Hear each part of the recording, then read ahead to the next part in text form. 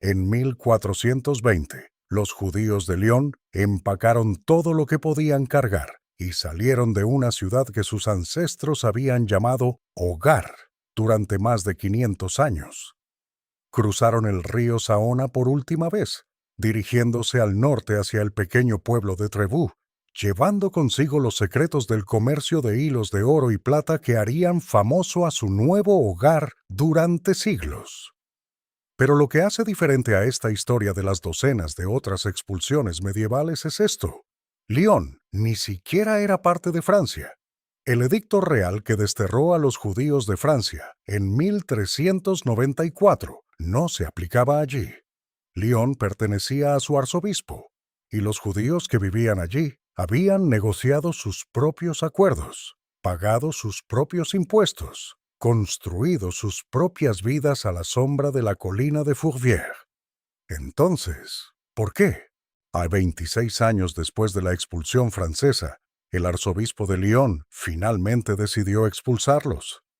La respuesta involucra obispos que se quejaban de que los sermones judíos eran mejores que los cristianos, un papa que huía a Lyon mientras escapaba de un emperador, una plaga que mató a la mitad de Europa, una amarga disputa jurisdiccional entre arzobispo y rey, y una comunidad cuyo éxito económico los había hecho tanto indispensables como resentidos. Para entender la expulsión de 1420, necesitamos retroceder 6 siglos, a una época en que judíos y cristianos en Lyon vivían lado a lado, asistían a los servicios del otro y trabajaban en los mismos mercados.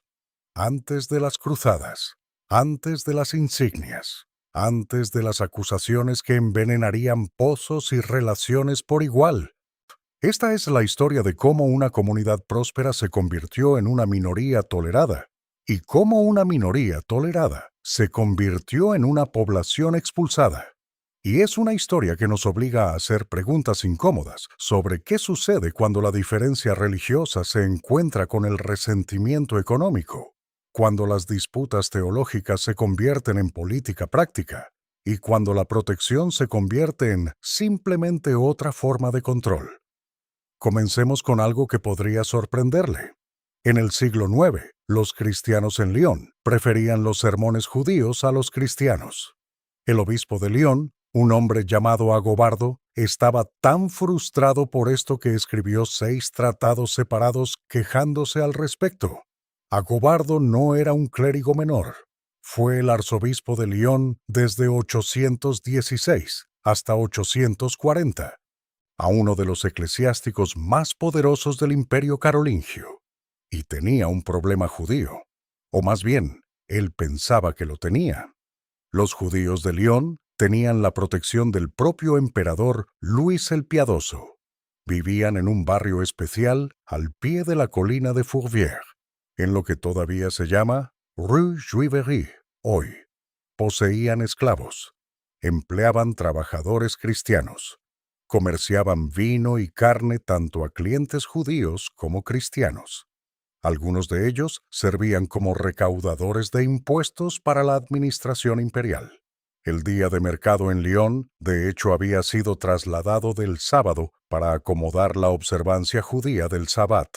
Piense en eso por un momento. La vida comercial entera de una ciudad importante reorganizada en torno a la práctica religiosa judía. Agobardo encontraba todo esto intolerable. Escribió a los consejeros del emperador, alegando que los judíos estaban robando niños cristianos para venderlos como esclavos. Se quejó de que los judíos usaban ropa costosa regalada por la familia real. Intentó bautizar niños judíos por la fuerza y fue detenido solo por intervención imperial. Pero esto es lo que realmente lo molestaba. Cuando Agobardo predicaba, muchos cristianos aparentemente preferían saltarse sus sermones y asistir a servicios religiosos judíos en su lugar. Escribió que cristianos ignorantes afirman que los judíos predican mejor que los sacerdotes cristianos. Para un obispo cuya autoridad entera descansaba en su enseñanza religiosa, esto era devastador. Lo que vemos en la Lyon del siglo IX es una comunidad judía que era próspera, protegida e integrada en el tejido económico e incluso social de la ciudad. Se rumoreaba que la esposa del emperador, Judith, era una judía conversa. Fuera cierto o no, el rumor mismo nos dice algo sobre cuán cercanas se habían vuelto las relaciones judeo-cristianas en los niveles más altos de la sociedad carolingia. Agobardo intentó todo lo que se le ocurrió para separar a las dos comunidades. Organizó un boicot comercial de comerciantes judíos. Escribió panfletos sobre supersticiones judías. Se quejó con cada oficial que escuchara. Y fracasó. Cuando los enviados imperiales llegaron a Lyon armados con documentos projudíos y el poder para hacerlos cumplir, Agobardo huía de la ciudad. Los judíos, escribió amargamente, fueron hechos alegres sin medida. El arzobispo sería más tarde exiliado por participar en una rebelión contra el emperador, pero su campaña contra los judíos continuaría bajo su sucesor, Amulo. Ahí resonaría a través de los siglos en Lyon. La semilla había sido plantada. Los judíos eran forasteros que de alguna manera habían ganado demasiada influencia, demasiada protección, demasiado éxito. Pero aquí está lo que las quejas de Agobardo también revelan. Los judíos de Lyon no eran simplemente víctimas de un obispo intolerante. Eran participantes activos en la vida económica de la ciudad, y sus actividades generaban agravios reales. Poseían esclavos, incluyendo esclavos cristianos, en una época en que la Iglesia se oponía cada vez más a que cristianos sirvieran a amos judíos. Comerciaban vino, del cual algunos cristianos temían que hubiera sido adulterado ritualmente. Recaudaban impuestos, lo que los hacía el rostro visible de las demandas imperiales que mucha gente resentía. Nada de esto justificaba la persecución, pero sí ayuda a explicar por qué el resentimiento podía acumularse incluso durante periodos de relativa tolerancia. Las mismas actividades que hacían valiosos a los judíos para emperadores y reyes los convertían en blancos de frustración popular. Lo que ni Agobardo ni nadie más en el siglo IX podría haber predicho era que este periodo de relativa tolerancia era la marca de agua alta. Durante los siguientes 6 siglos, la posición de los judíos en Lyon se deterioraría en etapas, cada etapa construyendo sobre resentimientos y restricciones que venían antes. Y ese es el patrón que necesitamos entender. Las expulsiones judías medievales no sucedían repentinamente. Eran el acto final de un largo proceso en el cual la protección se convertía en restricción.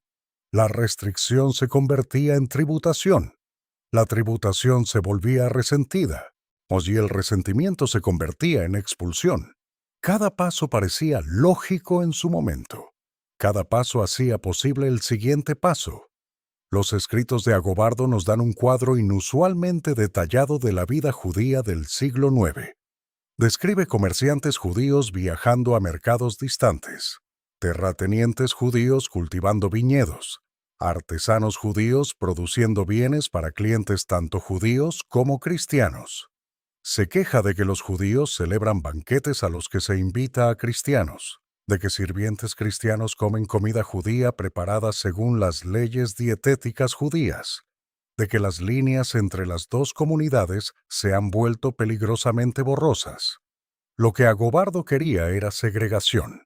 Quería que los judíos permanecieran en su barrio, que los cristianos permanecieran en el suyo, y que las dos comunidades interactuaran lo menos posible. Creía que el contacto cercano conducía a confusión religiosa, que los cristianos que pasaban demasiado tiempo con judíos podrían comenzar a cuestionar las enseñanzas cristianas, o, peor, convertirse al judaísmo. El emperador no estaba de acuerdo. Luis el Piadoso veía a sus súbditos judíos como miembros valiosos del reino que merecían protección. Nombró oficiales especiales, llamados maestros de los judíos, para defender los intereses judíos contra obispos hostiles como Agobardo. Cuando Agobardo se quejaba, Luis simplemente lo anulaba. Esta dinámica, La tensión entre protección real y hostilidad eclesiástica se desarrollaría una y otra vez durante los siglos siguientes. Las autoridades seculares tendían a valorar a los judíos por sus contribuciones económicas. Las autoridades eclesiásticas tendían a verlos como una amenaza espiritual. Los judíos sobrevivían navegando entre estos intereses en competencia, pagando por protección de un poder, mientras manejaban la hostilidad del otro. Después de la muerte de Agobardo en 840, su sucesor Amulo continuó la campaña antijudía con similar falta de éxito.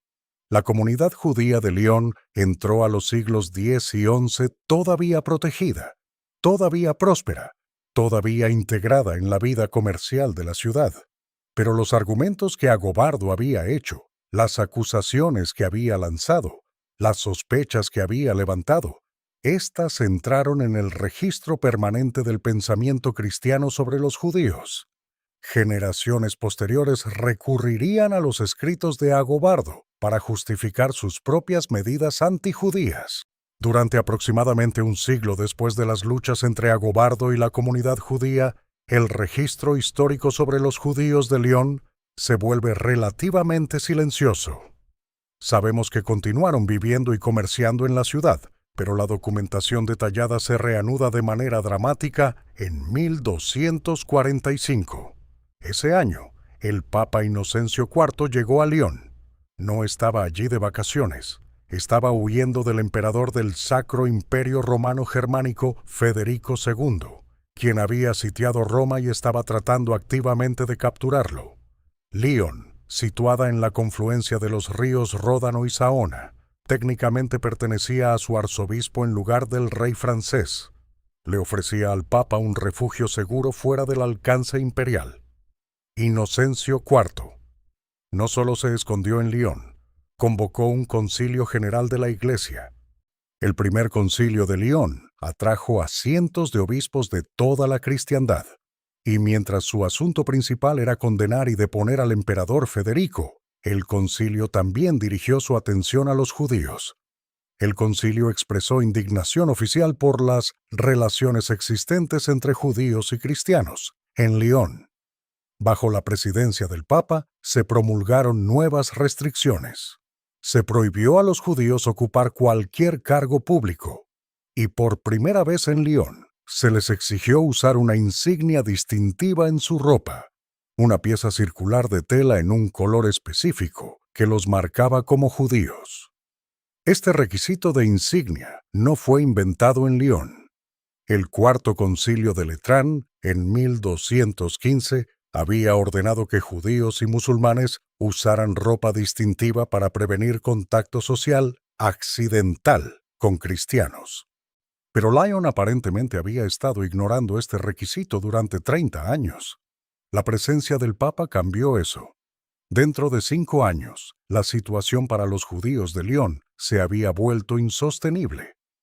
En 1250, el arzobispo Felipe de Saboya los expulsó de la ciudad enteramente. Esta fue la primera expulsión formal en la historia de Lyon, y vino con confiscación de propiedad y disolución de las instituciones de la comunidad. Los judíos expulsados se dispersaron a pueblos cercanos. Algunos fueron a Trèves, que más tarde se convertiría en su refugio permanente. Otros se mudaron a comunidades en la región circundante. Sus sinagogas y cementerios fueron desechados. La Rue Juivery permaneció, pero durante casi un siglo, ningún judío vivió allí. ¿Por qué el concilio del Papa condujo a la expulsión? Parte de la respuesta yace en la transformación más amplia de las actitudes cristianas hacia los judíos durante el siglo XIII. Las cruzadas habían intensificado la hostilidad religiosa. El descubrimiento del Talmud por eruditos cristianos había llevado a acusaciones de que los judíos maldecían secretamente a los cristianos en sus oraciones. Las acusaciones de libelo de sangre, la afirmación de que los judíos asesinaban niños cristianos para propósitos rituales, se habían extendido por toda Europa. Pero parte de la respuesta también yace en la política local. El arzobispo Felipe de Saboya estaba afirmando su autoridad sobre Lyon en un momento en que el estatus político de la ciudad estaba en disputa. Expulsar a los judíos era una forma de demostrar que él, no el emperador o el rey, controlaba lo que sucedía en su territorio. Los judíos, no protegidos ni por ciudadanía local ni por favor imperial distante, quedaron atrapados en el medio. Se suponía que la expulsión de 1250 sería permanente, pero permanente rara vez significa para siempre cuando los intereses económicos están involucrados. Los judíos expulsados dejaron atrás no solo sus hogares, sino sus muertos.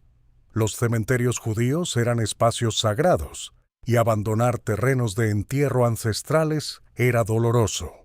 La sinagoga, el baño ritual, las instituciones comunales que habían tomado generaciones construir, todo esto se perdió. La propiedad fue confiscada. Las deudas debidas a prestamistas judíos a menudo fueron declaradas nulas, lo que significaba que los prestatarios cristianos podían quedarse con el dinero que habían tomado prestado, mientras los judíos perdían su capital. Este era uno de los incentivos económicos ocultos detrás de la expulsión. Cuando expulsas a tus acreedores, no tienes que pagarles. Reyes y nobles que debían dinero a judíos descubrieron que la expulsión era una forma conveniente de alivio de deuda. Los judíos lo perdían todo. Los prestatarios se quedaban con lo que habían tomado prestado. El siglo después de 1250 fue un periodo oscuro para los judíos en toda Francia. El rey Luis IX, más tarde canonizado como San Luis, fue uno de los monarcas más antijudíos en la historia francesa. Organizó quemas del Talmud, impuso el requisito de la insignia con mayor rigurosidad, expulsó a judíos de áreas bajo su control directo. Sus políticas establecieron el tono para la política judía francesa durante el siguiente siglo y medio. Pero Lyon no estaba bajo control real directo, y sus judíos, aunque expulsados, no habían desaparecido de la región enteramente. Esperaron en pueblos cercanos y regresaron cuando el clima político cambió. A mediados del siglo XIV, los judíos habían regresado a Lyon.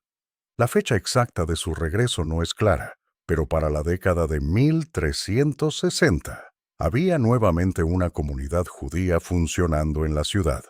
Vivían en la misma área que antes, pagaban impuestos a las autoridades municipales y reanudaban sus ocupaciones tradicionales. ¿Por qué la ciudad les permitió regresar? La respuesta es casi ciertamente económica. Los judíos traían habilidades y capital que Lyon necesitaba. Proporcionaban crédito en una economía donde la usura cristiana estaba oficialmente prohibida. Practicaban oficios especializados. Pagaban impuestos sustanciales. Pero los judíos que regresaron a Lyon en el siglo XIV entraron a un mundo diferente al que sus ancestros habían dejado. El requisito de la insignia se hacía cumplir. Se nombraron oficiales especiales con jurisdicción sobre asuntos judíos. La comunidad existía por permiso, no por derecho, y ese permiso venía con condiciones. Entonces llegó la peste negra. En 1348, la plaga llegó a Europa a través de puertos italianos. Para 1349, había barrido Francia, matando entre un tercio y la mitad de la población. La escala de muerte era casi incomprensible. Pueblos enteros fueron aniquilados. Las ciudades perdieron tanta gente que no había suficientes sobrevivientes para enterrar a los muertos. Y por toda Europa, la gente buscaba a alguien a quien culpar. La acusación que se extendió más rápido fue que los judíos habían envenenado los pozos. La teoría no tenía sentido biológico.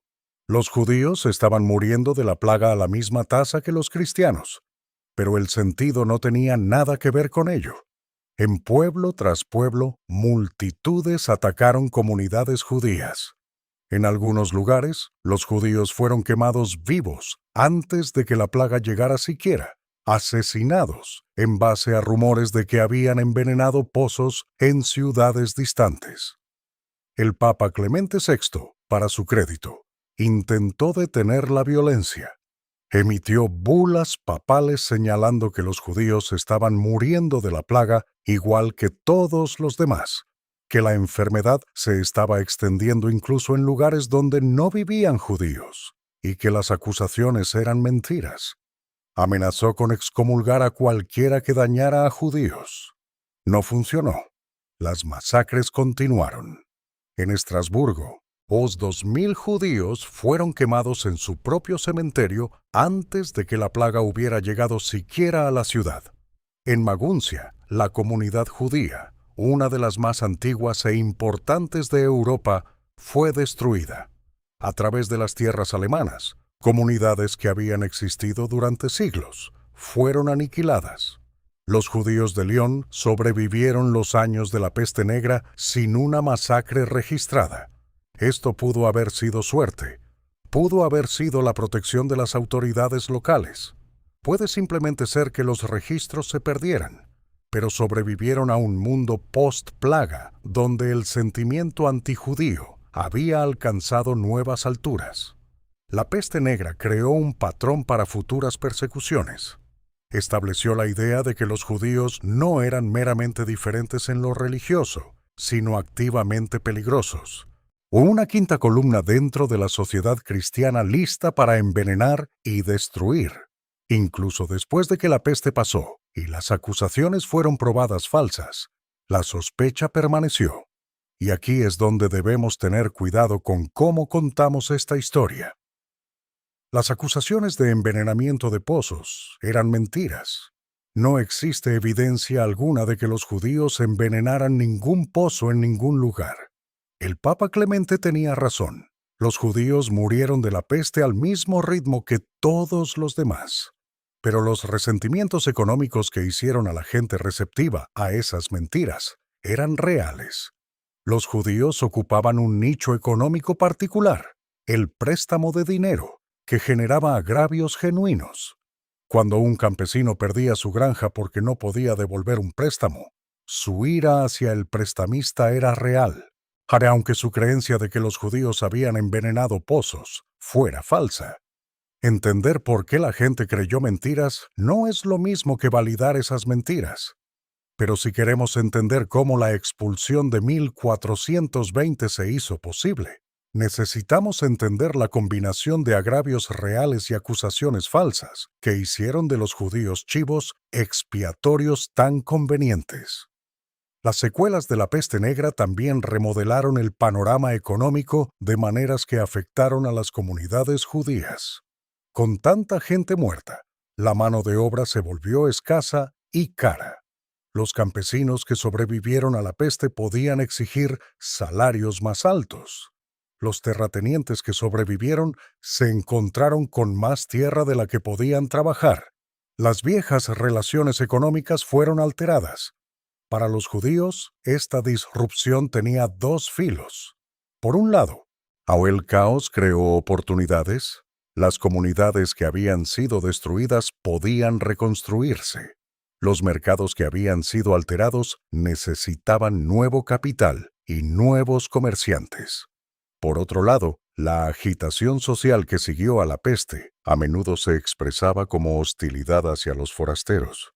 Los judíos que regresaron a Lyon después de la primera expulsión o que permanecieron en la región durante todo el tiempo enfrentaron una población que había sido traumatizada por la muerte masiva y buscaba explicaciones.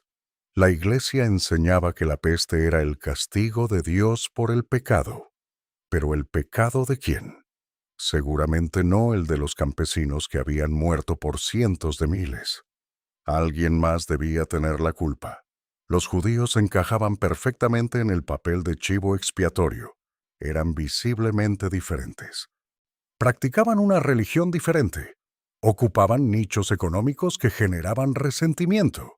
Y ya existía una larga tradición de culpar a los judíos por desgracias que no tenían nada que ver con ellos. Las acusaciones de envenenamiento de pozos no desaparecieron después de que pasó la crisis inmediata de la peste negra. Entraron al repertorio de acusaciones antijudías, listas para ser revividas cada vez que la hostilidad resurgiera. Incluso en Lyon, donde no se registró ninguna masacre, las sospechas plantadas durante los años de la peste perduraron en la memoria popular. Para entender por qué los judíos fueron expulsados de Lyon en 1420, necesitamos entender cómo se ganaban la vida. Y eso significa entender la peculiar posición económica que los judíos ocupaban en la sociedad cristiana medieval. Pues lo más importante que hay que saber es que los cristianos tenían oficialmente prohibido prestar dinero con interés. La Iglesia consideraba la usura, que significaba cualquier préstamo con interés, y no solo el interés excesivo, como un pecado mortal. Esta prohibición era tomada en serio. A los usureros se les negaba el entierro cristiano. No podían recibir la comunión. Pero las economías medievales necesitaban crédito. Los agricultores necesitaban pedir dinero prestado para comprar semillas antes de la cosecha. Los comerciantes necesitaban capital para financiar expediciones comerciales. Incluso los reyes necesitaban préstamos para pagar las guerras. Alguien tenía que proporcionar este crédito. Los judíos, que no estaban atados por la ley de la Iglesia sobre la usura, llenaron este papel. Se convirtieron en los prestamistas de la Europa medieval, no por algún talento inherente para las finanzas, sino porque estaban excluidos de la mayoría de las otras ocupaciones y se les permitía practicar una que los cristianos no podían. Esto creó una situación imposible. Los judíos proporcionaban un servicio económico esencial que la Iglesia condenaba oficialmente. Eran tolerados porque eran útiles, pero resentidos porque el servicio que proporcionaban endeudaba a la gente. Cuando un deudor no podía devolver su préstamo, su ira se enfocaba en el prestamista judío, en lugar de en el sistema cristiano que había creado la necesidad de prestamistas judíos en primer lugar.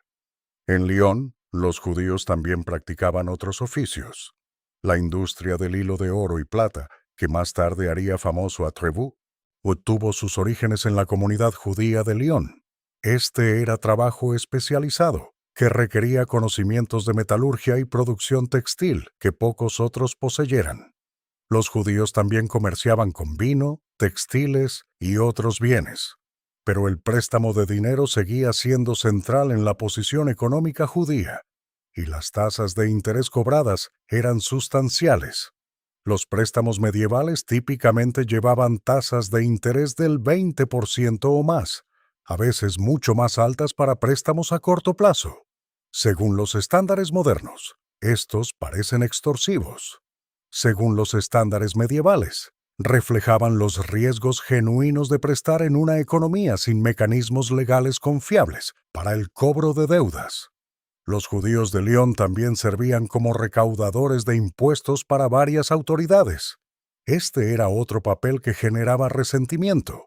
Nadie ama al recaudador de impuestos. Cuando el recaudador de impuestos era judío, el resentimiento podía fácilmente derivar en hostilidad religiosa. Aquí es donde la historia se vuelve incómoda. Las actividades económicas de los judíos en el Lyon medieval no eran pasivas. Eran decisiones activas tomadas por miembros de la comunidad para sobrevivir en un entorno hostil. Los prestamistas judíos cobraban altas tasas de interés porque podían y porque los riesgos lo justificaban. Los recaudadores de impuestos judíos recaudaban impuestos eficientemente porque ese era su trabajo. Los comerciantes judíos competían agresivamente porque sus medios de vida dependían de ello. Nada de esto era inusual. Los cristianos habrían hecho las mismas cosas si hubieran estado en la misma posición. Pero debido a que los judíos ocupaban nichos económicos particulares, el resentimiento que estas actividades generaban se apegaba específicamente a los judíos como grupo. Esto no justifica la expulsión, no valida las acusaciones de libelos de sangre o envenenamiento de pozos o cualquiera de las otras mentiras que se contaron sobre los judíos. Pero sí ayuda a explicar por qué, cuando las autoridades decidieron expulsar a los judíos, a menudo podían contar con apoyo popular. Los judíos de Lyon pagaban por su derecho a vivir en la ciudad, pagaban tarifas de entrada, pagaban impuestos anuales, pagaban gravámenes especiales. El arzobispo, el gobierno de la ciudad y el rey francés, todos extraían dinero de la comunidad judía a cambio de permiso para existir.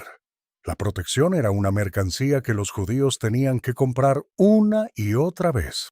Y cuando esa protección se volvía demasiado cara de mantener, o cuando el cálculo político cambiaba, o cuando alguna autoridad decidía que la ganancia a corto plazo de la expulsión superaba la pérdida a largo plazo de los impuestos judíos, la protección podía ser retirada. La economía de la vida judía medieval creó lo que podríamos llamar un sistema de protección extorsiva, aunque ese término es anacrónico. Los judíos pagaban por el privilegio de existir. A cambio de esos pagos, las autoridades prometían protegerlos de la violencia, permitirles practicar sus oficios, dejarlos adorar según sus propias tradiciones. Pero la protección nunca estaba garantizada. Siempre era condicional, siempre contingente en pagos continuos y favor político continuo. Un documento arancelario de 1340 muestra que cada judío que pasaba por Lyon estaba obligado a pagar 12 denarios solo por entrar a la ciudad. Esto era además de los impuestos regulares que los judíos residentes pagaban. La comunidad judía estaba, en efecto, siendo gravada por su propia vulnerabilidad. Cuanto más precaria su posición, más tenían que pagar por protección. Esto creó un círculo vicioso. Los altos impuestos agotaban el capital judío. El capital agotado hacía a la comunidad menos valiosa económicamente. Una comunidad menos valiosa era más difícil de proteger. Y así sucesivamente. El préstamo de dinero que generaba tanto resentimiento también era fuertemente gravado. Las autoridades tomaban un porcentaje del interés que los judíos cobraban. Esto significaba que las altas tasas de interés servían a los intereses financieros tanto de los prestamistas judíos como de las autoridades cristianas que los protegían. Cuando los críticos se quejaban de la usura, estaban criticando indirectamente un sistema que beneficiaba a las mismas autoridades, a las que esperaban que atendieran sus quejas. Esta es la incómoda verdad económica en el corazón de las relaciones judío-cristianas medievales. El sistema que oprimía a los judíos también se beneficiaba de su opresión. Proteger a los judíos generaba ingresos. También lo hacía expulsarlos, cuando su propiedad podía ser confiscada. Los judíos eran exprimidos desde ambas direcciones, forzados a pagar por protección, mientras también servían como fuente de saqueo cuando la protección era retirada. Ahora necesitamos hablar de algo que puede parecer tecnicismos legales aburridos, pero en realidad es esencial para entender la expulsión de 1420. ¿Quién exactamente controlaba Lyon y su población judía? Lyon en el período medieval no era simplemente una ciudad francesa. Era un territorio semi-independiente controlado por su arzobispo, quien tenía tanto autoridad religiosa como secular. El rey francés tenía reclamos sobre Lyon, pero también el emperador del Sacro Imperio Romano. La burguesía de la ciudad tenía sus propios intereses y su propio gobierno, y el arzobispo tenía que equilibrar todos estos poderes en competencia. Los judíos de Lyon existían dentro de este complicado marco jurisdiccional. En varios momentos estuvieron bajo la protección del emperador, el rey, el arzobispo y el gobierno de la ciudad. Cada protector esperaba pago. Cada uno tenía intereses diferentes. En la década de 1390, esta complejidad jurisdiccional se volvió crítica. Los judíos de Lyon intentaron argumentar que estaban bajo protección real en lugar de autoridad arzobispal. Esta era una distinción importante. El arzobispo de Lyon era técnicamente súbdito del rey francés, pero ejercía su propia autoridad dentro de su dominio. Si los judíos podían establecer que eran súbditos directos del rey, podrían tener una posición legal más fuerte. En 1393, el senescal de Lyon falló sobre esta cuestión. Determinó que los judíos no estaban bajo protección real y por lo tanto estaban sujetos a la jurisdicción del arzobispo. Este fue un importante revés legal para la comunidad judía. Los colocó enteramente a merced de cualquier arzobispo que estuviera en el poder. El momento de este fallo importa por lo que sucedió al año siguiente. En septiembre de 1394, el rey Carlos VI de Francia emitió un edicto expulsando a todos los judíos del reino. Esta fue una de las grandes expulsiones de la historia medieval europea, terminando siglos de presencia judía en gran parte de Francia. Pero aquí está el punto clave. La expulsión de 1394 no se aplicó inmediatamente a Lyon, debido a que Lyon estaba bajo jurisdicción arzobispal en lugar de real. La orden de expulsión real no entró en efecto automáticamente allí. El arzobispo tenía que decidir independientemente si expulsar a sus propios judíos. Durante 26 años, los arzobispos de Lyon eligieron no seguir el ejemplo real. Los judíos continuaron viviendo en Lyon desde 1394 hasta 1420, mientras el resto de Francia estaba oficialmente libre de judíos. ¿Por qué? La respuesta más probable es dinero. La comunidad judía pagaba impuestos sustanciales al arzobispo. Expulsarlo significaría renunciar a esos ingresos. Mientras los judíos fueran más valiosos dentro de Lyon que fuera, podían quedarse. Este es el cálculo brutal de la existencia judía medieval. Las comunidades sobrevivían mientras fueran rentables. Cuando los costos de mantenerlas superaban los beneficios, eran expulsadas. La independencia jurisdiccional que protegió a los judíos de Lyon de la expulsión de 1394 era la misma independencia que los hacía vulnerables a la expulsión de 1420. No había autoridad superior a la que pudieran apelar. Si el arzobispo decidía removerlos, no había rey ni emperador que interviniera en su nombre. El fallo de 1393 que colocó a los judíos bajo jurisdicción arzobispal fue un punto de inflexión. O antes de ese fallo, los judíos podían enfrentar diferentes autoridades entre sí. Podían apelar al rey contra el arzobispo o al precedente imperial contra los reclamos reales. Después del fallo, no tenían tales opciones.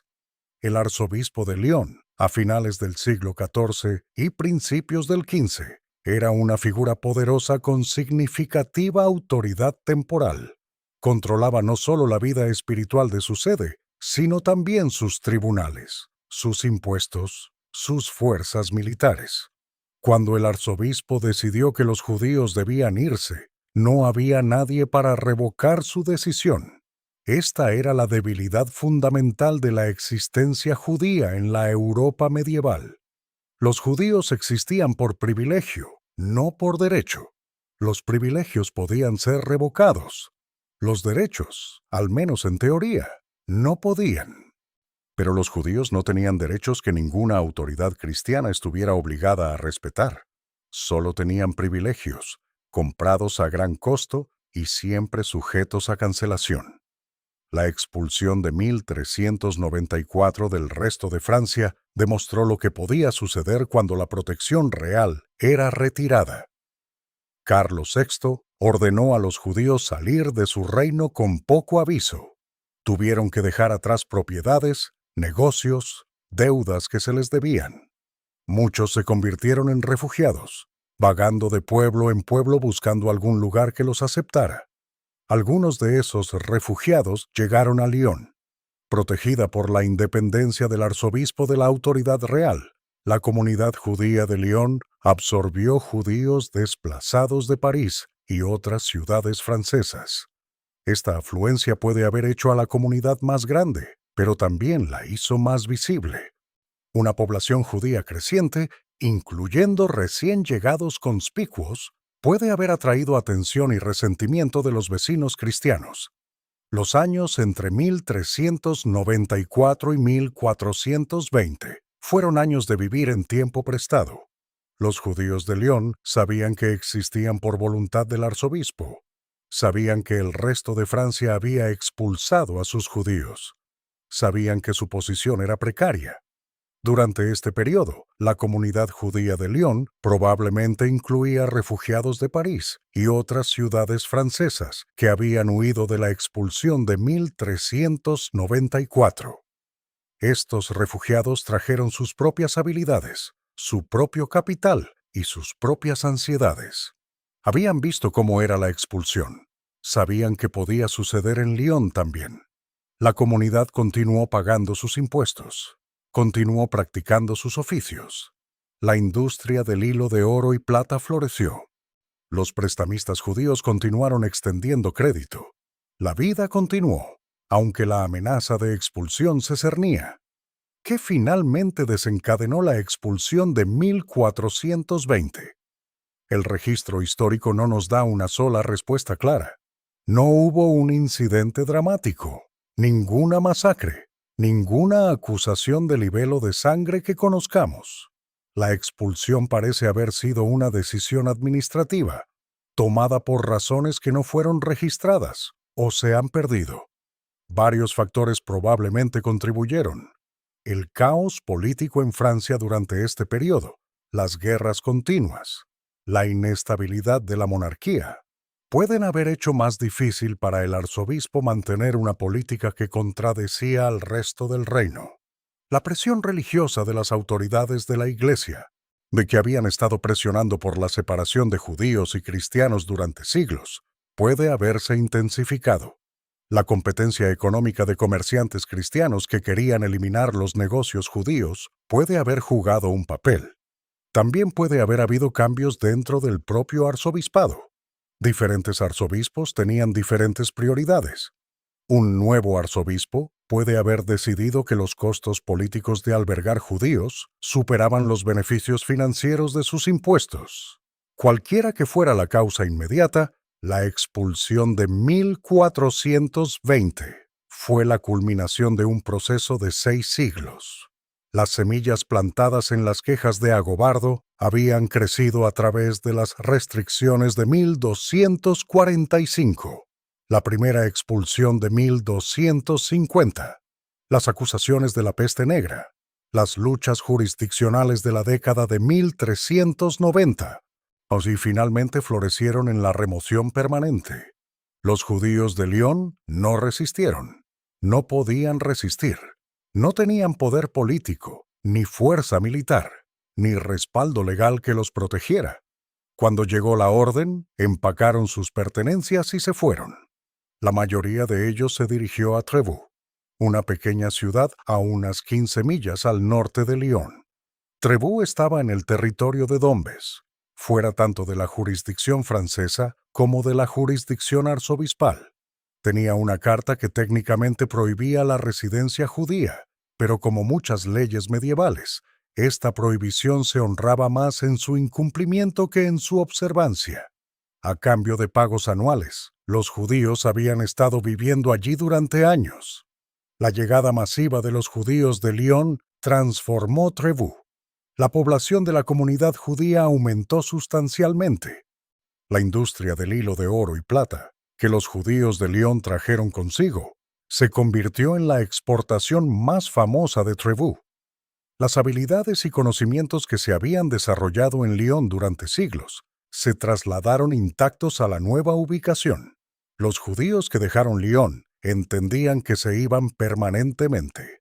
Esto no era como la expulsión de 1250, que había sido seguida de un regreso.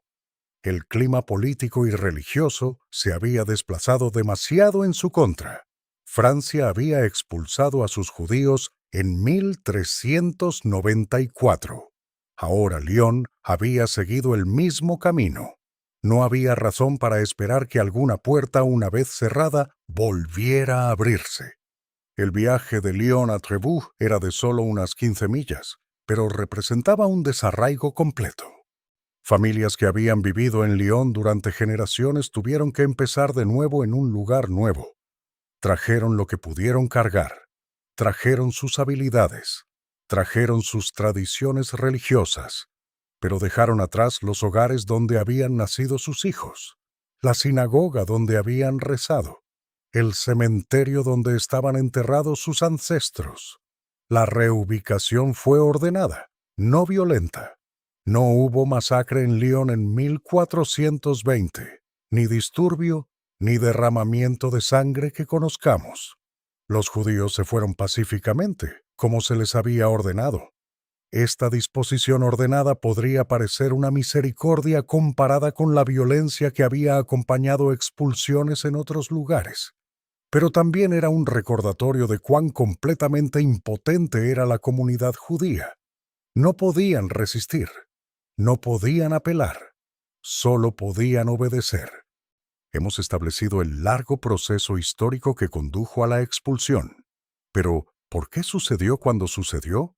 Porque 1420 y no 1400 o 1410 o 1430. La verdad es que no lo sabemos con certeza. Los registros históricos de este periodo están incompletos. Los administradores medievales no siempre explicaban su razonamiento, y aun cuando lo hacían, esas explicaciones podrían no sobrevivir. Pero podemos identificar varios factores que hicieron de 1420 un momento probable para la expulsión. Primero, la situación política en Francia se había estabilizado un poco desde el caos de la década de 1390 y principios de 1400. El Tratado de Troyes en 1420 resolvió temporalmente la crisis de sucesión que había desgarrado a Francia. Con la situación política más calmada, o el arzobispo puede haber sentido más seguridad al tomar una decisión controvertida como la expulsión. Segundo, la Iglesia había estado intensificando su presión sobre las autoridades seculares para hacer cumplir medidas antijudías. El Concilio de Basilea, que se reuniría más tarde en la década de 1430, llamaría a la aplicación estricta de decretos antijudíos anteriores. Esta presión se había estado acumulando durante todo el siglo XV temprano. Tercero, la posición económica de los judíos puede haber cambiado. Si la comunidad judía se había vuelto menos rentable, si los ingresos fiscales habían disminuido, si los competidores cristianos se habían fortalecido, el argumento financiero para mantener a los judíos en Lyon se habría debilitado. Cuarto, puede haber habido factores locales específicos, disputas o incidentes, de que no aparecen en los registros supervivientes, pero que influyeron en la decisión del arzobispo. La respuesta más honesta es que 1420 fue cuando las diversas presiones alcanzaron un punto de inflexión. La combinación de hostilidad religiosa, resentimiento económico, cálculo político y simple inercia finalmente se inclinó a favor de la expulsión en lugar de la tolerancia continuada. Un factor que estuvo notablemente ausente fue cualquier acusación de irregularidad judía. A diferencia de muchas expulsiones medievales, la remoción de judíos de Lyon en 1420 no parece haber sido desencadenada por un libelo de sangre o un cargo de profanación de la hostia o cualquier otra acusación específica. Fue una decisión administrativa fría, tomada por razones de política más que en respuesta a algún evento particular. De alguna manera, esto hace que la expulsión sea más escalofriante. Los judíos de Lyon no fueron expulsados porque hubieran hecho algo malo. Fueron expulsados porque mantenerlos se había vuelto más problemático de lo que valía. El arzobispo que tomó la decisión de expulsar a los judíos de Lyon en 1420 estaba actuando dentro de una larga tradición de antijudaísmo eclesiástico. Durante siglos, los concilios de la Iglesia habían estado llamando a la separación de judíos y cristianos. El requisito de la insignia, la prohibición de cargos públicos, las restricciones al testimonio judío contra cristianos. Todas estas medidas fueron diseñadas para marginar a los judíos y recordarles su estatus inferior. El arzobispo también estaba actuando dentro de un contexto político. Francia había expulsado a sus judíos. Otros territorios estaban siguiendo el ejemplo. Su mantener una comunidad judía en Lyon se estaba volviendo anómalo. Ponía al arzobispo fuera de sintonía con la política prevaleciente de la Europa cristiana. También puede haber habido presión desde dentro de Lyon mismo. Los comerciantes cristianos que competían con los comerciantes judíos tenían interés en eliminar la competencia.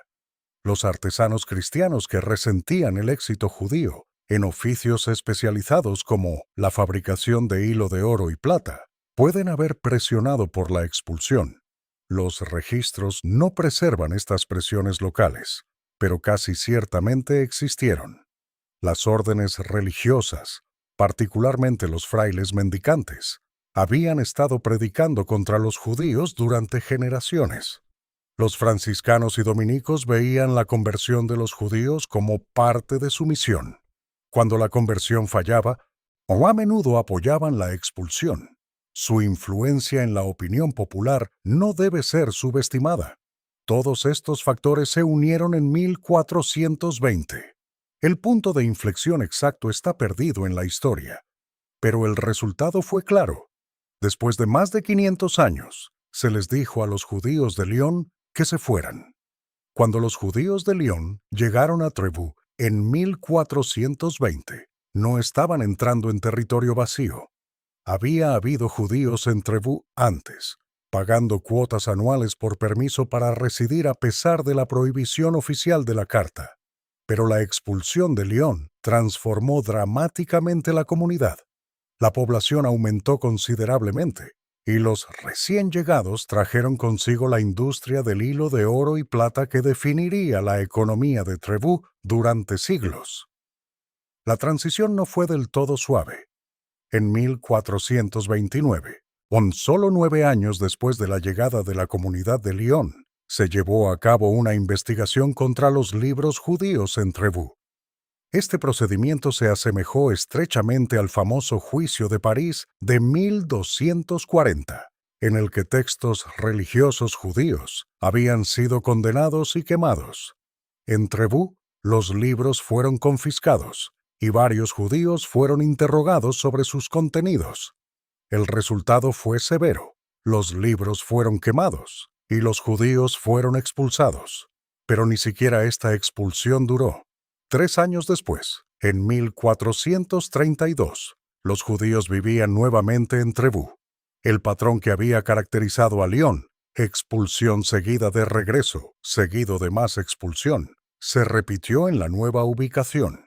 Los judíos eran demasiado útiles para ser excluidos permanentemente, pero demasiado vulnerables para estar alguna vez seguros. Con la industria del hilo de oro y plata que los judíos de Lyon trajeron a Trèves, se hizo famosa en toda Europa. Era trabajo calificado que requería conocimiento de metalurgia y producción textil que pocos otros poseyeran. El hecho de que esta industria se trasladara intacta de Lyon a Trèves sugiere que la comunidad judía mantuvo su cohesión a través del trauma de la expulsión.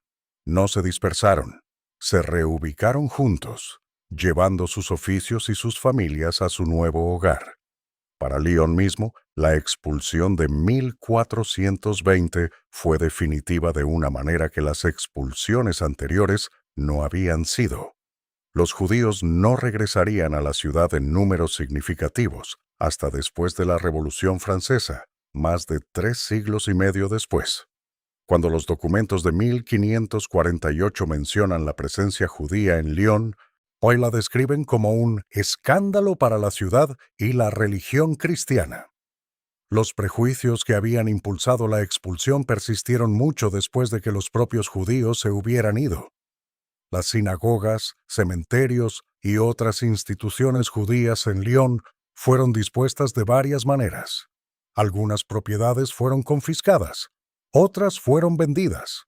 Los rastros físicos de la presencia judía fueron gradualmente borrados.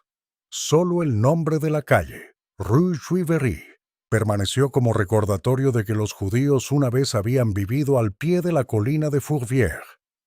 Para las familias judías individuales, la expulsión significó desarraigar todo lo que habían conocido.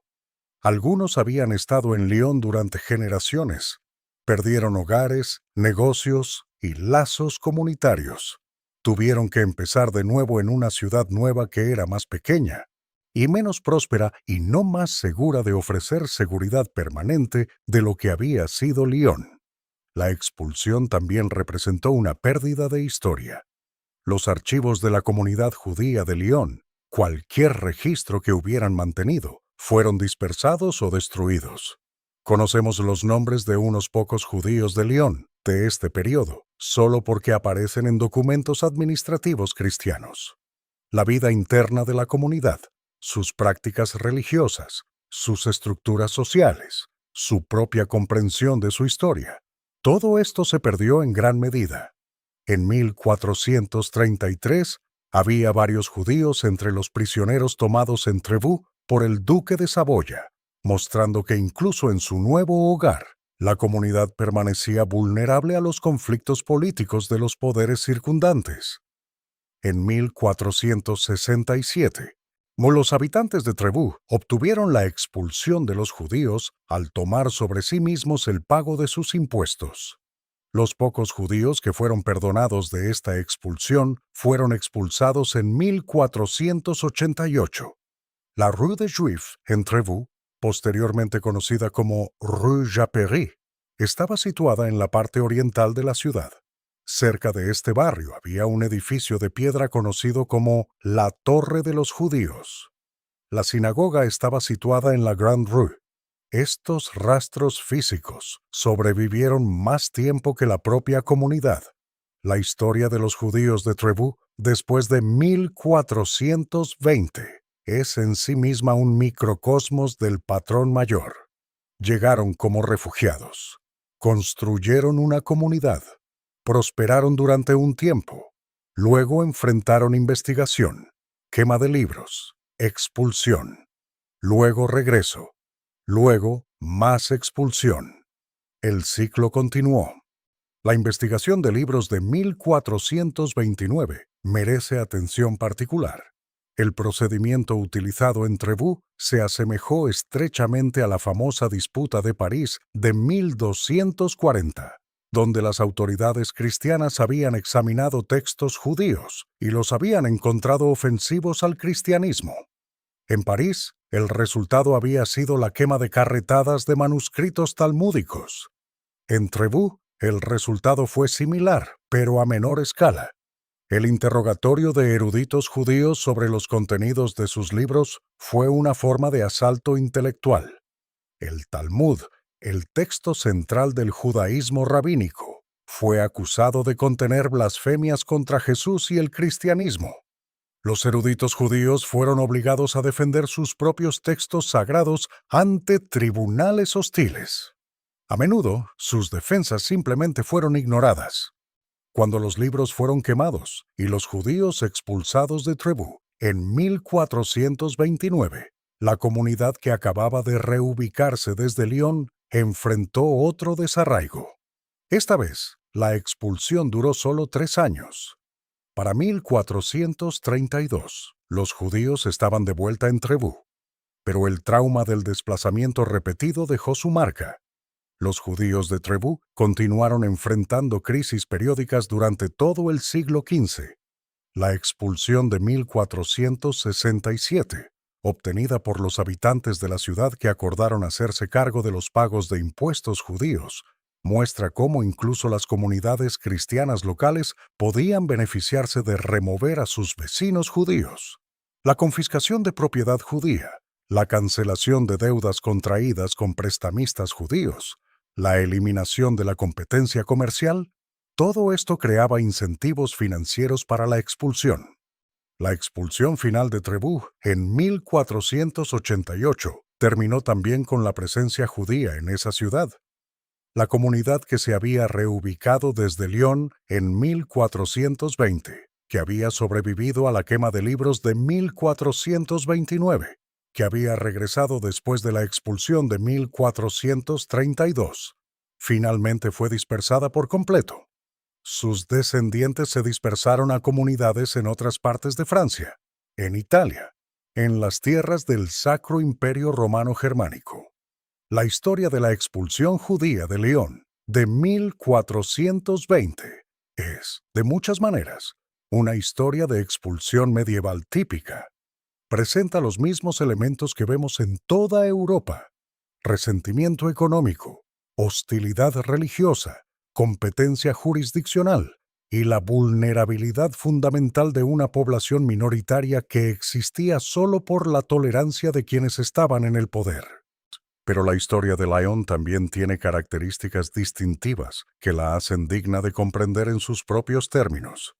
La longevidad de la comunidad judía allí, que se remonta al menos al siglo IX, muestra que la coexistencia era posible, incluso si nunca fue verdaderamente igualitaria. La integración económica de los judíos en la vida comercial de Lyon, su papel en el préstamo de dinero y los oficios especializados, muestra las formas en que los judíos eran simultáneamente necesarios y resentidos.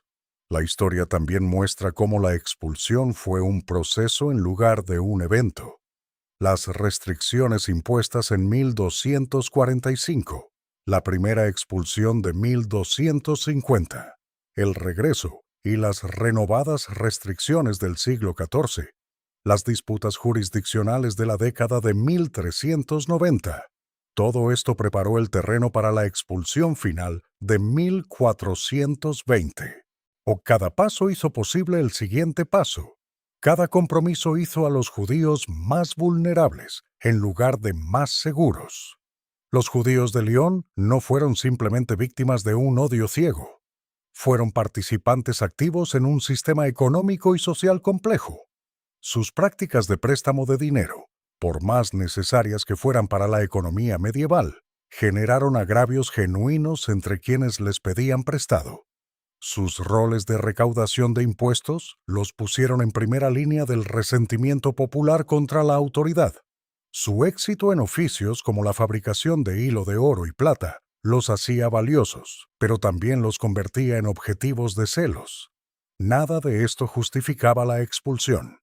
Las acusaciones de envenenamiento de pozos durante la peste negra eran mentiras. Los argumentos teológicos contra la presencia judía se basaban en interpretaciones del cristianismo que muchos cristianos hoy rechazan. Los resentimientos económicos podrían haberse abordado mediante regulación en lugar de remoción. Las disputas jurisdiccionales entre arzobispo, rey y gobierno de la ciudad podrían haberse resuelto sin eliminar a la población en el centro de esas disputas. Pero comprender por qué sucedió la expulsión requiere comprender todos estos factores, incluidas las acciones y roles económicos de los propios judíos, no solo los prejuicios de sus vecinos cristianos. Las comunidades judías medievales no eran solo espectadores inocentes en su propia historia. Tomaron decisiones, asumieron riesgos, construyeron instituciones y persiguieron estrategias económicas que moldearon cómo los cristianos los percibían y trataban. El patrón de expulsión y regreso que caracterizó la historia judía en Lyon y Trevoux nos dice algo importante sobre la naturaleza de la tolerancia medieval. Los judíos eran tolerados cuando eran útiles. Eran expulsados cuando se volvían inconvenientes. Sus derechos existían solo mientras alguna autoridad encontrara rentable concederlos. Este es el lado oscuro de la protección que emperadores y arzobispos ofrecían. La protección podía ser retirada, y cuando era retirada, no había lugar para apelar.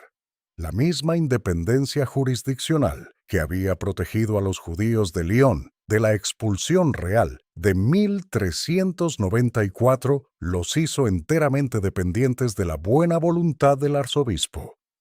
Cuando esa buena voluntad se agotó, también lo hizo su permiso para existir en Lyon. Los judíos que dejaron Lyon en 1420 llevaron consigo habilidades o tradiciones y memorias que sobrevivirían a su desplazamiento. En Trevoux y más allá, reconstruyeron sus vidas y sus comunidades. La industria del hilo de oro y plata floreció en su nuevo hogar. La vida religiosa e intelectual judía continuó a pesar del trauma de la expulsión, pero algo también se perdió que no pudo ser recuperado. La relación de 5 siglos entre los judíos y Lyon, por desigual y por turbulenta que fuera, quedó cortada. El conocimiento acumulado de cómo vivir en ese lugar particular cómo navegar sus instituciones, cómo coexistir con su población cristiana. Toda esa memoria institucional quedó dispersa. Los judíos que eventualmente regresaron a Lyon después de la Revolución estaban empezando de nuevo en una ciudad que no tenía memoria viva de presencia judía. La expulsión de 1420 puso fin a más de 500 años de presencia judía continua en una de las ciudades más importantes de Francia. Dispersó a una comunidad, borró instituciones, transfirió una industria y recordó a los judíos que sobrevivieron que su existencia era siempre condicional, siempre dependiente de los cálculos de quienes tenían poder sobre ellos. Esa es la historia de por qué los judíos fueron expulsados de Lyon en 1420. No un solo evento dramático, sino un largo proceso de protección que se convirtió en restricción, restricción que se convirtió en tributación, tributación que se convirtió en resquemor, y resquemor que finalmente se convirtió en expulsión. Un proceso que tardó 6 siglos en completarse, pero que estaba, en retrospectiva, siempre moviéndose hacia este final. La Rue Juivery todavía existe en Lyon hoy. Camine por ella y verá edificios que datan de hace siglos, aunque no exactamente de la época en que los judíos vivían allí. El nombre es todo lo que queda de una comunidad que llamó Hogar a Lyon durante 500 años, antes de que se le dijera que se fuera. La historia de los judíos en Lyon se reanudó solo después de la Revolución Francesa, cuando los principios de libertad, igualdad y fraternidad se extendieron a los judíos franceses. Los judíos que se establecieron en Lyon en el siglo XIX no tenían conexión con la comunidad medieval. Venían de Alsacia, del Comtat Venaissin, de Burdeos. Estaban empezando de nuevo en una ciudad que había olvidado que alguna vez había tenido una comunidad judía. Hoy, Lyon tiene alrededor de 20.000 residentes judíos. Tienen sinagogas, escuelas, organizaciones comunitarias. La gran sinagoga en el Quai Tilsit, construida en 1864, es considerada una de las más hermosas de Francia. La comunidad florece de maneras que los judíos de 1420 nunca podrían haber imaginado.